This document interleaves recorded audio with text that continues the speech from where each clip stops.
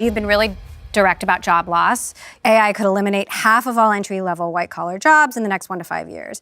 That was a year ago. AI has moved incredibly fast. Is it still 50% or is it higher? I've always said, and if you go back to those original clips, they always get cut out of context in the 3 seconds. But the real statement was always, I don't know what's going to happen, but this is an order of magnitude for how crazy things could be.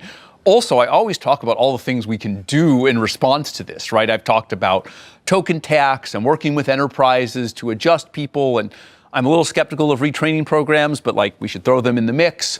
Macroeconomic policy. Even from the beginning, I always talked about solutions, but somehow there's this tendency in the human psychology to clip the 3 seconds of doom is coming.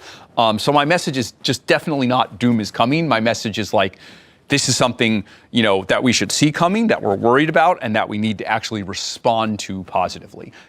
I don't know exactly, but I'm still pretty concerned. I'm still the same order of concern. We are seeing right now that AI is making people more productive, but that's the usual hump. If you go back, to the kind of industrial revolution, I wrote about this in Adolescence of Technology. You automate 90% of the job, great. People are 10 times more productive in the other 10% because they're 10 times more leveraged. But eventually it gets close to 100%. Now, the sequel to that is, well, then you have to find something else for them to do.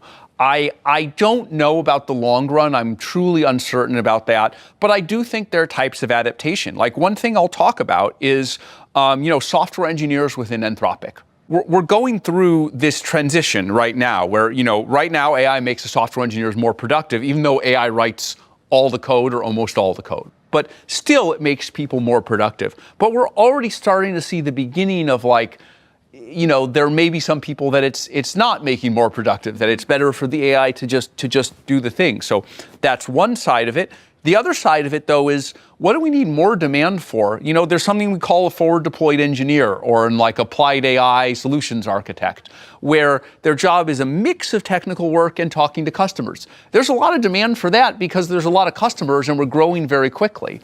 Now, does every person who is in the pure software engineering quite work for this? No, it's not perfect. It's not one-to-one. That gives you a flavor of there's going to be a hell of a lot of disruption, but things will also adjust. Which wins out, I don't know. But the reason it's important to warn about it is that that's how we can respond. That's how we can make policy, right? Both within Anthropic and macroeconomically for the whole world. We want to put out carefully considered thoughts. We don't want to say things that people don't believe will actually do. We don't want to say things that are half-baked. We want to think carefully about what should actually be done about these problems.